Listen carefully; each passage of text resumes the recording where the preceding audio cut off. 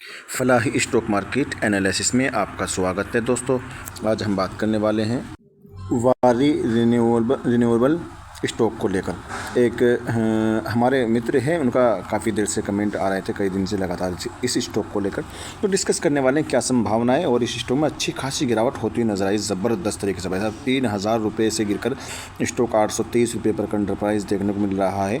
हम बात करेंगे इसकी सपोर्ट और रेजिस्टेंस की बात करें, छोटी सी हम सपोर्ट की ज़्यादा बात करेंगे, और अगर जो सपोर्ट में बताऊँगा अगर उसके नीचे स्टॉक जाता है तो फिर इसमें और भी गिरावट देखने को मिल सकती है दोस्तों, ठीक है। लेकिन डिस्क्लेमर ये रहेगा, बाय सेल करने की रिकमेंडेशन नहीं है, एक अपडेटेड वीडियो रहेगी नॉलेज के लिए, और मैं सेबी सलाहकार नहीं हूँ, इसलिए वीडियो सिर्फ एजुकेशन पर्पज़ के लिए, नॉलेज के लिए दोस्तों। खास ख्याल इस चीज़ का आपको रखना है दोस्तों, ठीक है। जैसे मैं आपको चार्ट दिखाने की कोशिश करूँ, ये स्टॉक आपको काफ़ी दिनों से, कई सालों से 2021, 22, 23, 24 तक स्टॉक आपको एक ही रेंज में पड़ा हुआ नज़र आता है। एक ही रेंज में देखो, ये तो होता है स्टॉक, ये देखो ये इसी रेंज में आपको पड़ा हुआ कंसोलिडेट करता हुआ नज़र आता था। बिल्कुल सीधी लाइन आपको हल्के फुल्के उतार चढ़ाव देखने को मिल रहा है, लेकिन यहाँ कौन सब्र करेगा? जो जानते हैं, जो पहचानते हैं, स्टॉक की जान को जानते हैं ना, जो स्टॉक की चीज़ों को जानते हैं, वो बैठे रहते हैं। पर एक साल हो गया, 2020 में ऐसा ही था, 21 में ऐसा ही रहा, 22 में ऐसा ही रहा, 23 में हल्का फुल्का तेज़ी देखने को मिली, लेकिन एकदम से कहाँ गया, उड़कर सीधा 3,000 रुपये का हाई बनाया, और वहाँ से फिर से प्रॉफिट बुकिंग आपको देखने को मिली। अब इसमें होने वाला क्या है देखो, स्टॉक करीब 300 रुपये से उड़कर सीधा 3,000 रुपये का हाई बना देता है, और 3,000 रुपये से गिरकर फिलहाल 800 रुपये के आसपास में आपको देखने को मिल रहा है। तो क्या इसमें और भी गिरावट हो सकती है? हाँ बिल्कुल हो सकती है भाई। जो स्टॉक 3,000 रुपये से गिरकर 800 पर आ सकता है, वो 800 से भी गिरने की संभावना रखता है। मान लो जो स्टॉक ऑलरेडी 75% करेक्शन हो चुका है और भी बचा हुआ है, तो जो बचा हुआ है ना, इसमें तो 75% वो करेक्शन हो सकता है, कोई मुश्किल नहीं। लेकिन अंदर की चीज़ें कैसी वो उसको देखना पड़ता है कि स्टॉक की साल दर साल की परफॉर्मेंस कैसी नज़र आ रही है, क्या स्टॉक रिवेन्यू या नेट प्रॉफिट में कुछ कमी तो नहीं है, कुछ खराबियां तो नहीं है, यानी सब कुछ ठीक ठाक है, पॉजिटिव है, तो ठीक है। स्टॉक में जाहिर सी बात है बाजार में गिरावट है, बड़े बड़े स्टॉक्स में गिरावट चल रही है इस वक्त, तो जाहिर सी बात है इनमें भी आपको गिरावट देखने को मिल रही है। तो अब इसके हम सपोर्ट की अगर बात करें, इसका एक सपोर्ट मेरे को नज़र आता है जो आपको मैं शेयर करूँगा। जो देखो इसमें कितनी भी गिरावट हो जाए, 720 रुपये का मान लीजिए, 720 रुपये का इसका एक सपोर्ट नज़र आता है दोस्तों, ठीक है। 700, जी हाँ, एक सेकेंड, जी हाँ, 740 का, 740 से 750 रुपये का इसका एक सपोर्ट रहेगा, ठीक है। यानी 740 से 750 रुपये से पहले इस स्टॉक को सपोर्ट ले लेना चाहिए अगर गिरावट जारी रहती है। मान लीजिए अगर 750 या 740 के नीचे अगर स्टॉक जाता है तो इसमें फिर और गिरावट देखने को मिल सकती है, और गिरावट आपको फिर इस लेवल तक भी आती हुई नज़र आ सकती है दोस्तों, ठीक है।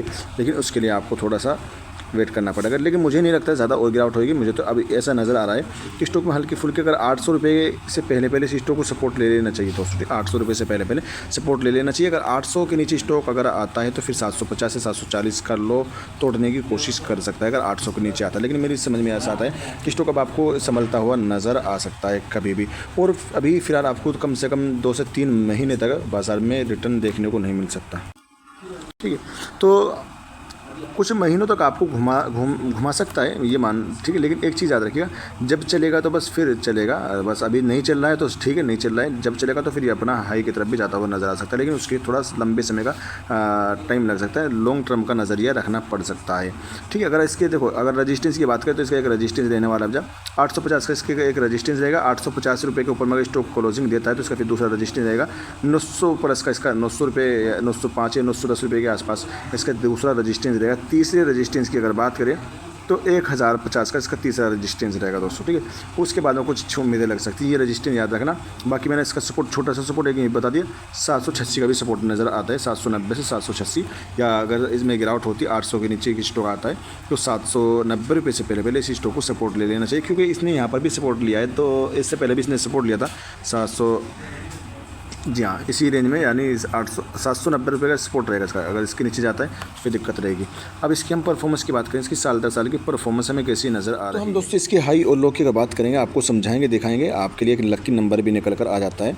786 रुपये का आज का लो लगाया और 850 का आज का हाई था, और 52 वीक लो भी यहीं पर आपको देखने को मिल रहा है दोस्तों। 786 एकदम बिल्कुल फिक्स करके लगाया, बिल्कुल फिक्स 786 का लो लगा, यानी 786 का आज का लो लगाया, और आज का 52 वीक लो नहीं, यानी 52 वीक लो भी रहा और आज का लो भी रहा 786 का, एक पैसा भी ऊपर नीचे नहीं, टोटल 786 का इसका 52 किलो, जो कि एक लक्की नंबर निकल कर आता है। यहाँ से अगर ये 786 से ऊपर में ही रहता है तो यहाँ से तैयारी कर सकता है ऊपर की।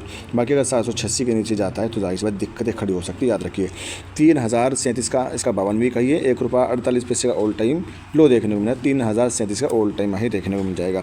अच्छी चीज़ें नोट कर लीजिएगा, ईयर ऑन ईयर के हिसाब से EPS में हमें ग्रोथ देखने को मिल रही बराबर, और लो PE आपको यहाँ पर देखने को मिल जाएगा, इधर लो P भी आपको देखने को मिलेगा। 8,580 करोड़ का मार्केट कैप है, 30.58 की बुक वैल्यू है, 0.12% की डिविडेंड यील्ड है, फेस वैल्यू 2 की देखने को मिलेगी। अगर हम इसकी ताकत कमज़ोरी की बात करें तो हमें यहाँ पर कुछ भी देखने को नहीं मिल रहा, ना तो ताकतें नज़र आ रही, ना ही कमज़ोरियाँ नज़र आ रही, ना ही कोई गोल्डन चांस नज़र आ रहा है। बस एक ही चीज़ नज़र आ रही है, 75% पास नज़र आ रहा है, हरी झंडी लेकर स्टॉक खड़ा हुआ नज़र आ रहा है, बस ये नज़र आ रहा है। तो थोड़ा सा इस स्टॉक पर नज़र रख सकते हैं, अपनी वॉच लिस्ट में ऐड करके चल सकते हैं, क्योंकि ऑलरेडी स्टॉक बहुत गिर चुका है, ऊपर से 3,000 रुपये का हाई, 3,000 रुपये प्लस का हाई बनाया था, वहाँ से ले अगर बात करें बहुत ज़्यादा करेक्शन हो चुका है, और एवरेज भी हल्का हल्का एवरेज करने की कोशिश भी कर सकते हैं, जिसके बाद में पहले से। और ऐसे स्टॉक में अगर आप इन्वेस्ट करना चाहते हैं तो लॉन्ग टर्म का नज़रिया रखिए, इस स्टॉक को लेकर बार बार खरीदना बार बार बेचना नहीं हुआ करता, एक बार खरीद लिया तो बैठ गए दोस्तों, ठीक है। अगर रिटर्न की बात करें इस स्टॉक ने हमें फ़िलहाल की अगर बात करें, देखो तकरीबन 1 साल से हमें कोई रिटर्न निकाल के नहीं दिया, 1 साल से लगातार 6 महीनों से 3 महीना, 1 महीना, 1 हफ्ता, यानी लगातार माइनस में रिटर्न निकाल के हमें इसने दिया है, तो थोड़ी सी दिक्कत ही रहेगी। बाकी 2 साल की अगर बात करें, 2 साल में 581% का रिटर्न है, और 3 साल में 1168% का रिटर्न है, और 5 साल की अगर बात करें भाई साहब, इतना तगड़ा रिटर्न कहीं नहीं मिल सकता। 5 सालों में 34,000 से ज़्यादा का रिटर्न निकाल के, 34,000 से ज़्यादा का, मान ली 34,000% का रिटर्न आपको मिल जाए तो कितना बड़ा पैसा आपका बना होगा दोस्तों, ठीक है। ये तो होता है 5 साल में 34,000 का, 34,000% का रिटर्न निकाल के दिया है।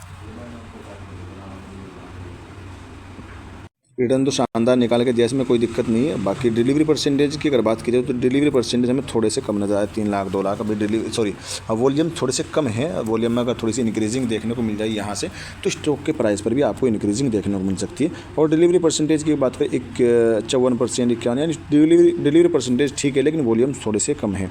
वॉल्यूम में इंक्रीजिंग आई तो प्राइस में भी इंशाल्लाह आपको इंक्रीजिंग देखने को मिलेगी। तो इस स्टॉक को आप वॉच लिस्ट में ऐड करके चल सकते हैं, क्योंकि ऑलरेडी बहुत गिर चुका है, 3,000 से गिरकर 823 पर आ चुका है, और 786 का लो लगा चुका है। यहाँ से स्टॉक आपको हरे रंगों में भी रहता हुआ नज़र आ सकता है। अगर गिरावट होती तो मैंने आपको सपोर्ट बता के रखा, उन सपोर्ट पर ज़रूर नज़र रखिएगा। अगर हम रेवेन्यू की बात करें तो रेवेन्यू हमें साल दर साल के हिसाब से ज़बरदस्त तरीके से बढ़ता फलता फूलता नज़र आ रहा है। 2021 में रेवेन्यू था 12 करोड़ का, जो बढ़कर 2024 में 876 करोड़ से ज़्यादा का रेवेन्यू देखने को मिल रहा है। नेट प्रॉफिट की अगर बात करें, नेट प्रॉफिट इसका करीब 2022 में 8 करोड़ से ज़्यादा का देखने को मिल रहा था, जो बढ़कर सीधा 2024 में 148 करोड़ से ज़्यादा का देखने को मिल रहा है, प्लस पॉइंट। EPS की अगर बात करें, EPS 26.63 से घटकर 14.22 पर देखने को मिला है। और वहीं BVPS की अगर बात करें 40.84 से घटकर 22.28 पर देखने को मिला है। और ROE की अगर बात कीजिए, यानी रिटर्न ऑन इक्विटी की अगर बात कीजिए, 65.09 से घटकर 63.77 पर देखने को मिल रहा है। यानी ROE तो शानदार है, पॉजिटिव है। 20% से ज़्यादा अगर ROE है तो वो पॉजिटिव और अच्छा माना जाता है, वो 10% से ज़्यादा भी चल जाता है। और इसका तो ऑलरेडी 60% के ऊपर में इसका ROE, जो कि ROE शानदार है। तो इससे आप अंदाज़ा लगा सकते हैं रिटर्न ऑन इक्विटी शानदार है। तो ये स्टॉक में भी काबिलियत है और ऊपर जाने की दोस्तों, ठीक है।